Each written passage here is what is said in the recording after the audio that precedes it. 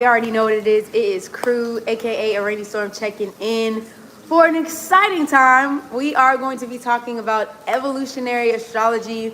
I'm excited to finally get to this place. It's been probably years since we've talked like in depth. I would say I did a video about evolutionary astrology, but before we get started, welcome in. You already know what it is. I am, or for some of y'all that don't know what it is, I am your evolutionary rootwork astrologer. I know I usually say cosmic rootwork, but I got you that time, did I? Evolutionary rootwork astrologer specializing in soul evolution astrology, astrology that helps you evolve your soul, along with rootwork that helps you using spiritual divination and also herbal and plant medicine to help you along your journey. Okay, so this is what we're talking about on this health channel. So if that sounds like something that you're interested in, make sure you stick along. Go ahead and hit that follow button. Go ahead and hit that subscription button, or the notification bell, so you know when I'm posting. And also too, down below in the link there is a free subscription to my newsletter. Make sure you follow that. So anytime, any updates, any posts, any freebies, you get stuff like that delivered straight to your email. And I don't go crazy, okay, on the notification thing. I try to keep it at least to about 1 to 3 posts a week. I ain't trying to go too crazy on y'all. Okay, 1 to 3 posts. So if you're down with that, definitely check it out. Before we do get started, I do want to make a couple of announcements. Specifically announcements to the course that I have, 5-week course that I have available. It is going to be 12 slots, okay, 88 USD. We're going to be talking about the moon in past lives in depth. Okay, so getting to know your moon sign and all the things that it entails, understanding like your past life, maybe some of the blockages that have come up in your nodes of the moon. So North Node and South Node, placements in energy, Pluto themes, all types of stuff throughout your birth chart. But it would be an intimate class, 5 weeks, starting July 14th. Like I said, I have 14 slots available there. And I think that is about it. All the rest of the links are below. If you want to book a personal reading with me, you can definitely check that out. I also do have for this, and I will have for evolutionary astrology, and then on Wednesday we'll be doing some other stuff, and then Friday we'll be doing some other stuff. I do have a cheat sheet, okay, available for this, so you can just follow along. It is for a $5 holla, 555 on the dot. And it is basically a cheat sheet that talks about everything, basic one-on-one evolutionary astrology, terms, things like that, charts, stuff that you can like visually see and also print out as a PDF file, just in case, like, you know, if you want to take notes, please take notes on this, but also too, if you want to listen, I have that available. So if you want to learn, also too, if you want to support the kids, support the channel, you can do that as well. So let's go ahead and jump right into it. Evolutionary astrology. I'm so excited to be talking about this because it's one of my favorite forms of astrology. I feel like evolutionary astrology is very intuitive, but it was started, quote on quizzle, by Jeffrey Wolf Green in 1977. Now, I don't know how true that information is. All right, now, I'm sorry, I'm really trying to scuff up this here lip gloss. I'm sorry, y'all. Hold on 1 second. I'm trying to scuff up this here lip gloss. It ain't doing nothing for me. It is storming outside, so if I get cut off, I just have to do this all again. But it's a risk we're gonna take. Hold on 1 second. There we go. Make sure my lip gloss is popping, no little mama. Okay, so was started supposedly by Jeffrey Wolf Green. All right, you know, people and their discoveries, right? And here we are with evolutionary astrology. But this style of astrology talks about the soul's growth and the soul's evolution. So looking at the birth chart from a soul evolutionary perspective, and usually focusing on past themes, present themes, of course, and then current lifetime themes, but it helps with like removing blockages from past life things, maybe recognizing certain patterns from the past incarnations, There's a huge focus on the North Node and South Node, but there's also a huge focus on Pluto as well. The soul evolution, right? The death and rebirth cycle. So where Pluto is in your chart, and how that's also having a conversation with the North Node and South Node. Now, granted, evolutionary astrology is definitely something that there's not like a specific way to do it, right? There's not like, okay, you have to follow this step in order to get, no. For me personally, if I'm going to talk about like soul evolutionary experiences, some of the stuff that I particularly look for, let me see that I write my little notes down. Yes, I did put the tools I use. Some of the specific tools that I use are the moon nodes, of course, North Node and South Node, which we will be getting into next week. We're going to start the North Node and South Node series and talking about those through each zodiac sign. So we're going to be getting prepared for that. And I'll talk a little bit about that towards the end of like what scheduling will look like moving forward and things like that. So we'll be talking about that. So moon nodes, North Node, South Node, the moon, your actual moon sign, your actual moon placement, and what that's going to be looking like. And what that looks like as far as like your incarnations, your not only just your emotional state, because I know we look at the moon and your emotional state, but your instinctual habits, things that you have brought from, you know, because the moon rules time. It also rules the past. So it talks about your ancestry. It talks about your roots. It talks about the mother figures in your family. It talks about the matriarchy. It really peels and can help peel the layers back. You know what I'm saying? Back to life, back to reality. All right. So those are some of the things I look at. Also, too, MCIC. So IC, I think it's called Emium Coli. It's at the bottom of the chart in that 4th house. And then the midhaven or medium Coli is at the top of the chart in that 10th house. All right. I also look at personally the Saturn placement. Okay.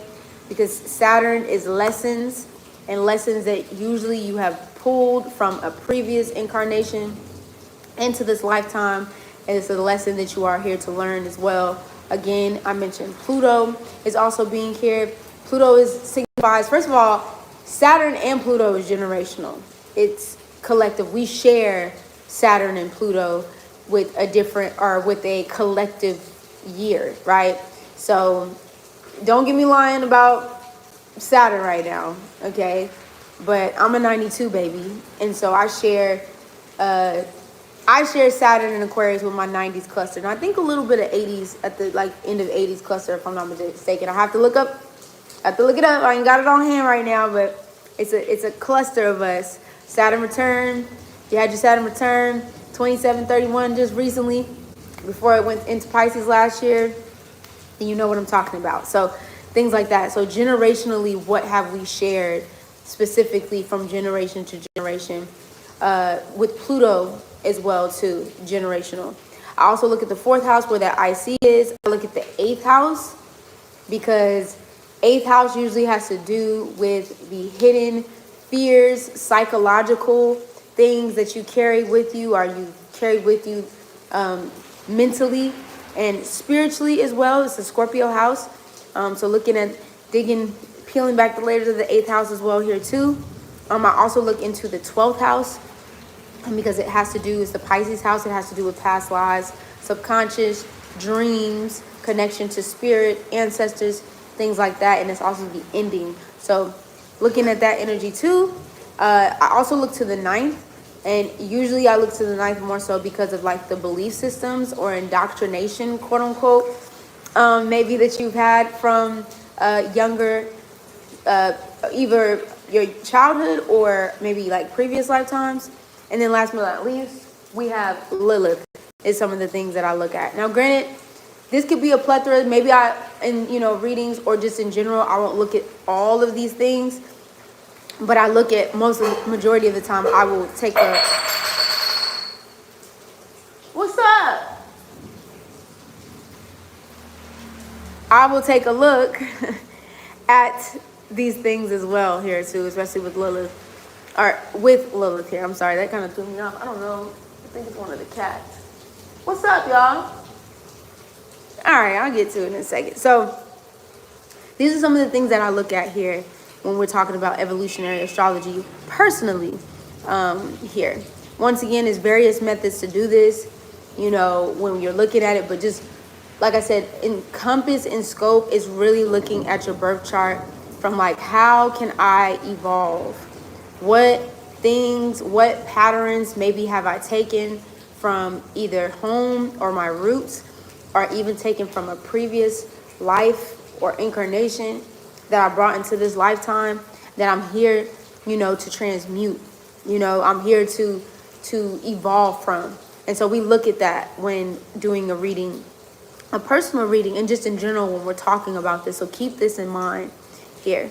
So how Jeffrey, you know, I kind of wanted to talk a little bit about how Jeffrey started evolutionary astrology. It said it started a lecture after receiving a dream from spiritual master Swami Sri Yogeshwar. I'm about to butcher his name. Parashana Yogananda Guru.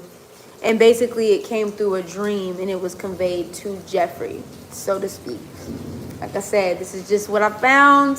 It's what I kind of stumbled on, you know. But I think evolutionary astrology, honestly, to me, if you just look at it in just full scope, I mean, we can talk about the transits, you know, how the transits interact with your birth chart.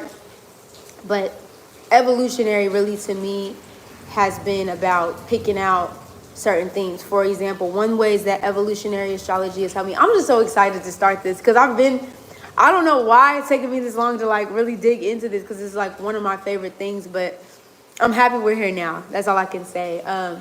It really helped me. Like when I first, y'all, pulled up my birth chart and I started learning about myself, like when I first was like got a glimpse, like, oh my God, like I'm also these things too, right? And I started really looking into my birth chart, and I noticed that I had a Gemini.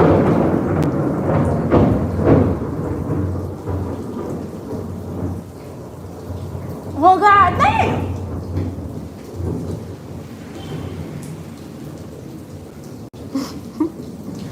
We're gonna let the storm pass. Hopefully don't knock out my connection there. Okay. I noticed when I had Gemini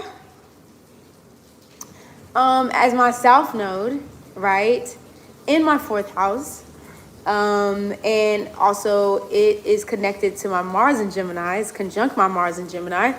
It tell you a lot, right, about the upbringing. And I noticed, compared to some of the things that I went through in my upbringing and some of the things that I have experienced, I was like, oh, this is why all this stuff was happening. What a wild life, right?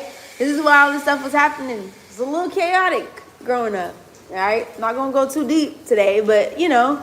So once I started like really peeling back the layers and pieces psychologically, some of the things, looking into my 8th house, looking into my 12th, all types of, you know what I'm saying? It gives you like little tidbits as to why things have played out the way that they played out and they've happened, and like how I can break that cycle. I think when it was, because Sagittarius and Gemini rule, like, you know, I would even say the difference between going to school, like middle school, high school, to an institution in college. And when I ended up going to college, I knew, when I ended up going to college after that, I knew that I needed to go ahead and go on my own way, my own journey, which if we go back to my chart, if we're talking about the 4th house, for example, it's leaving the roots, it's leaving the home, you know, it's leaving the family dynamic, and then going off into the Sagittarius energy, which is on the opposite side of Gemini, if we're talking about nodal axis or North Node and South Node. And, you know, going out and experiencing the world, traveling the world, experiencing the world outside of the family dynamic, you know, going off and experimenting, exploring, immersing myself in different cultures, changing my perception of thought, of what I thought things had to be or needed to be like. You know what I'm saying? You know, and I'm not just saying the school stopped at college, right? I'm schooling life, no Beyonce, at this moment in time in my life. And I'm out doing the things that I've always yearned to do, but finally actually basically took myself to do, or I would say transmuted in doing. And it's crazy because even before I knew my birth chart, I was on my path, but I was kind of stumbling on my path a little bit because I was just like, damn, is this what I'm supposed, like, it was like I knew what I wanted to do and I was really excited and I was enthusiastic about what I was doing, but I had to have a lot of faith, right? And Sagittarius talks about faith and extreme faith in what it is that I'm doing and where I'm going and the direction that I'm headed. And that took a lot of mental, emotional, and physical sacrifice to be able to do. All right. And yeah, that's one of the reasons why I really loved evolutionary astrology and getting into evolutionary astrology, because it helped me tap into these past themes or these reoccurring things and blockages that I experienced, you know, from childhood and then also from like past life experiences here. So that's a little example of like evolutionary astrology and how you can kind of look at your birth chart and things. But I'm really, really excited to be talking about it. I'm not going to keep this thing long because, like I said, I want to kind of dive into it. Every week, we're going to be having a Monday, Wednesday, Friday schedule moving on until said otherwise. So Monday, we'll be focusing on something that has to do with evolutionary astrology.